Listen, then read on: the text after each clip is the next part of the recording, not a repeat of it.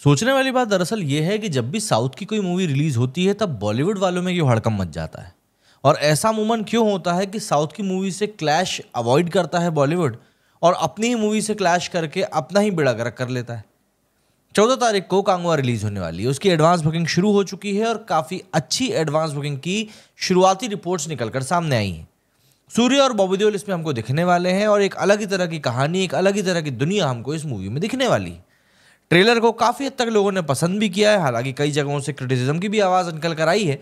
लेकिन अगर movie theatre में चलती है, जैसा कि मैं अपने हर एक वीडियो में कहता हूँ, अगर मूवी थिएटर में चलती है, ऑडियंस को पसंद आती है, तो फिर मुझे नहीं लगता है क्रिटिक्स का इतना कोई बड़ा रोल रह जाता है।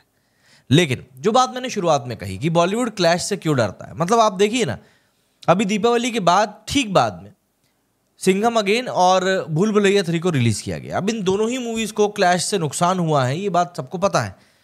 भूल भुलैया हालांकि अपना बजट रिकवर कर चुकी है, वहीं पर सिंघम अगेन जो है वो अभी भी अपने बजट को रिकवर करने में काफ़ी जद्दोजहद का उसको सामना करना पड़ रहा है।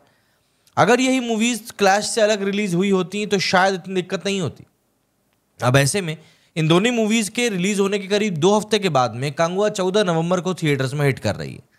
कांगवा के रिलीज होने से अगर हम बॉलीवुड की दोनों मूवीज़ की बात करें, चाहे सिंघम हो या भूल भुलैया हो, इन दोनों मूवीज़ में से सिर्फ और सिर्फ सिंघम को ही एक बड़ा झटका लगेगा। क्योंकि अगर हम कांगवा की बात करें तो वो भी एक एक्शन मूवी है, सिंघम भी एक एक्शन मूवी है, और सबसे बड़ी बात, जितने लोगों को सिंघम देखनी थी वो लोग ऑलमोस्ट अभी तक डाई हार्ड फैंस जो है वो देख चुके हैं। अब वो लोग बचे जो कि मूवी एंथुजियास्ट है कि नहीं यार मूवी लगी हुई, चलो देखने चलना है, वो वाली बात रहती है। तो ऐसे में कांगवा भूल भुलैया के कलेक्शन को बहुत ज़्यादा डेंट शायद नहीं करेगी, क्योंकि भूल भुलैया एक हॉरर कॉमेडी जॉनर की मूवी है और इस जॉनर की मूवीज जो रहती हैं वो अमूमन अच्छा खासा कलेक्शन करती हैं। भूल भुलैया का 150 करोड़ का बजट था, 205 करोड़ रुपए वो मूवी ऑलरेडी कमा चुकी है, तो वो अपना प्रॉफिट भी निकाल चुकी है। तो कांगवा के रिलीज होने से भूल भुलैया को कोई ज़्यादा फर्क पड़ना है नहीं, फर्क पड़ना है सिंघम को, और वो सीधे तौर पर हमको दिखाई भी देगा जब हम बॉक्स ऑफिस की बात करेंगे तब। क्योंकि फिलहाल की बात करें तो फिलहाल भी सिंघम ने भी 211 करोड़ का कुछ कलेक्शन किया है। 350 करोड़ रुपए इस मूवी का बजट बताया जा रहा है और इस मूवी के बजट से अभी तक ये मूवी काफ़ी ज़्यादा दूर है। ओटीटी वगैरह मिलाकर ठीक हो जाएगा, लेकिन हाँ दिक्कत तो होगी। बात करें कांगवा की, तो कांगवा की advance booking pan India level पर शुरू हो चुकी। कई लोगों के जहन में ये बात थी कि क्या ये मूवी पैन इंडिया होगी भी या नहीं होगी, बहुत सारी तरह की चीज़ें चल रही थी। लेकिन अब मैं आपको बता दूं, ये मूवी तमिल, हिंदी, तेलुगु और कन्नड़ में रिलीज हो रही है। अभी तक इस मूवी को करीब पूरे भारत भर में 1900 शोज इसको मिल चुके हैं। उम्मीद की जा रही है कि रिलीज वाले दिन के नज़दीक आते आते तक ये नंबर 12,000 से 15,000 स्क्रीन तक पहुंच जाएगा। और देखिए 12-15 हज़ार तक एक बार नंबर ऑफ स्क्रीन पहुंचे तो ऑब्वियस सी बात है, स्क्रीन काउंट कम जब होगा तब वो कहीं ना कहीं सिंघम का ही कम होगा। क्योंकि भूल भुलैया कितनी ही बुरी हो लेकिन लोग फिर भी उस मूवी को देखने के लिए जा रहे हैं, और जब कोई मूवी चलती रहती है तो उसकी स्क्रीन को कम नहीं किया जाता है। तो यहाँ पर सिंघम को थोड़ा बहुत नुकसान ज़रूर उठाना पड़ सकता है।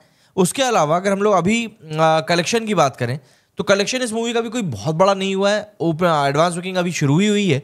नंबर ऑफ टिकट सोल्ड की बात करें तो करीब लगभग 1 करोड़ रुपए का इसका टिकट सेल सोल हो चुकी हैं, करीब 52,000 की। और इसमें अगर हम ब्लॉक सीट्स का डेटा जोड़ दें तो करीब 2.31 करोड़ रुपए का कलेक्शन ये मूवी कर चुकी है। अब ब्लॉक सीट से क्या पूरा खेल होता है ये तो आप लोगों को पता ही है। अगर हम लैंग्वेज वाइज बात करें तो ये मूवी पहली बात तो 2D और 3D दोनों ही चीज़ों में आने वाली है, तो वहाँ से एक बहुत बड़ा एक आपके लिए जगह खुल जाती है कि भाई आप दर्शकों को 3D में भी अपनी मूवी प्रेजेंट कर रहे हैं। जिस तरह का एक्शन इस मूवी में है उसको 3D में देखने में हो सकता है मज़ा भी आएगा। टिकट सोल्ड की बात करें तो तमिल 2D और तमिल 3D में अगर कुल मिलाकर हम देखें तो करीब 29,000 टिकट्स जो हैं वो अकेले इसी लैंग्वेज में बिक चुके हैं। इसके अलावा अगर नंबर ऑफ शोज़ की बात करें तो करीब 800 शोज़ भी सिर्फ और सिर्फ इसी लैंग्वेज में दिखाई दे रहे हैं। अब ऐसे में अगर हम देखें तो हिंदी 3D और हिंदी 3D में और हिंदी 2D में कुल मिलाकर अगर देखें तो 3D में अभी फिलहाल के लिए थोड़े ज़्यादा शोज़ दिख रहे हैं। नंबर ऑफ टिकट्स हालांकि कम है, इसके सोल्ड अभी सिर्फ 1400 टिकट्स इसके हिंदी में बिके हैं। लेकिन तमिल के अलावा तेलुगु में अगर हम बात करें तो तेलुगु में इस मूवी के 21,000 टिकट्स बिक चुके हैं। तमिल के साथ साथ तेलुगु में भी ये मूवी अच्छा ही कलेक्शन करती फिलहाल नज़र आ रही है, ये बात हमको मानना पड़ेगा। और कन्नड़ में अभी इसकी ओपनिंग हो नहीं पाई है। ऐसे में इन टोटल इसके 52,000 टिकट्स बिक चुके हैं, 1900 के करीब शोज़ हैं और 1 करोड़ के लगभग इसका कलेक्शन जा रहा है। पैन इंडिया लेवल पर ये मूवी रिलीज़ हो रही है तो जाहिर सी बात है काफ़ी लोगों का टेंशन ये मूवी खींचेगी। लेकिन साउथ की मूवीज में एक चीज और ये देखी जाती है कि इनकी मूवीज का ना प्रमोशन बहुत ज्यादा बढ़ चढ़कर नहीं होता कई बार। अब यहां पर ये चीज देखने वाली होगी कांगवा का जो प्रमोशन है वो आखिर कैसा होता है, और बॉबी देओल के इस मूवी में होने से इस मूवी को कितना फायदा होता है। एनिमल के रिलीज होने के बाद में वैसे भी बॉबी देओल के जो प्राइस है वो बिल्कुल स्काई रॉकेटिंग हो गया था, उनकी डिमांड मार्केट में एकदम बढ़ गई थी। उसी डिमांड को इनकैश करते हुए कांगवा के मेकर्स ने एक विलन के तौर पर बॉबी देओल को इस मूवी में इंक्लूड किया है। हालांकि जो रिपोर्ट्स उन्हें बताया जा रहा था कि उसमें बॉबी देओल का रोल जो है कोई बहुत बड़ा नहीं है, बहुत बड़ा रोल नहीं है बॉबी देओल का, लेकिन उनको जितनी देर के लिए भी यूज़ किया गया उसका ट्रेलर में भरपूर उपयोग किया गया कि लोगों को थिएटर तक लाया जा सके। दूसरी बात कि जो हिंदी डबिंग इस मूवी की निकल कर सामने आई, जो ट्रेलर दिखाई दिया है, देखिए ट्रेलर में बॉबी देओल की हिंदी डबिंग बहुत खराब सी लगी, बिल्कुल मज़ा नहीं आया उसको सुनकर। अगर मूवी में वैसी डबिंग ना हो तो मुझे लगता है बेहतर होगा, लेकिन अगर वैसी डबिंग दिखी जैसी कि हिंदी ट्रेलर में थी तो भाई समस्या है। अब आप लोग मुझे बताइए कि आपका इस बारे में क्या कुछ कहना है। मेरे इस वीडियो में फिलहाल इतना ही। जय हिंद, जय भारत।